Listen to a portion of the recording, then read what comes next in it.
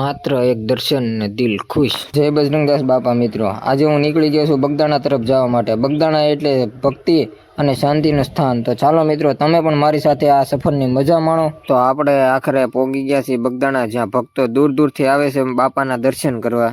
સૌથી પહેલા આપણે કરવાના છે ગાદી મંદિરના દર્શન, જ્યાં બજરંગદાસ બાપાનો ફોટો બિરાજમાન છે।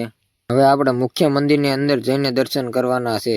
મુખ્ય મંદિરની અંદર બજરંગદાસ બાપાની મૂર્તિ બિરાજમાન છે। મંદિરની ઉપર બીજા માળે શ્રી રામ અને લક્ષ્મણની મૂર્તિ બિરાજમાન છે। હવે અહીંથી લઈ જાઓ તમને ધ્યાન મંદિર તરફ। આ છે ધ્યાન મંદિર, જ્યાં એમ કહેવાય છે કે પાછળના વૃક્ષમાં બજરંગદાસ બાપા સાક્ષાત દર્શન આપે છે। તો મિત્રો, તમે જોઈ શકો છો બજરંગદાસ બાપાના સાક્ષાત દર્શન જેને ભાગ્યમાં હોય ને એને જ મળે।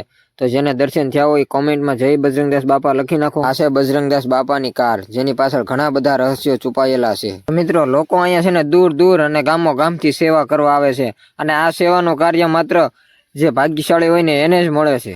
અને આ બાજુ સરસ મજાની સેવા થાય છે, જ્યાં શરબત પાય છે, અને અહીંયા હજારોની સંખ્યામાં લોકો આવે છે। આ સામાન્ય વાસણ નથી, આ છે બજરંગદાસ બાપાના વર્ષો જૂના વાસણ।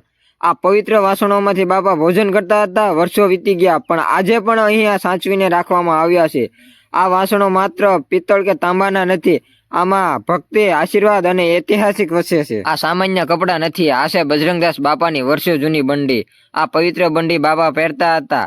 વર્ષો વીતી ગયા, આજે પણ ભક્તો માટે આશીર્વાદ સમાન છે। આજનો મિની વ્લોગ તમને ગમ્યો હોય તો લાઈક, કમેન્ટ, શેર, સબસ્ક્રાઇબ કરતા જાઓ, અને ફરી મળશું આપણે એક નવી સફર સાથે। ત્યાં સુધી બધાને જય બજરંગદાસ બાપા।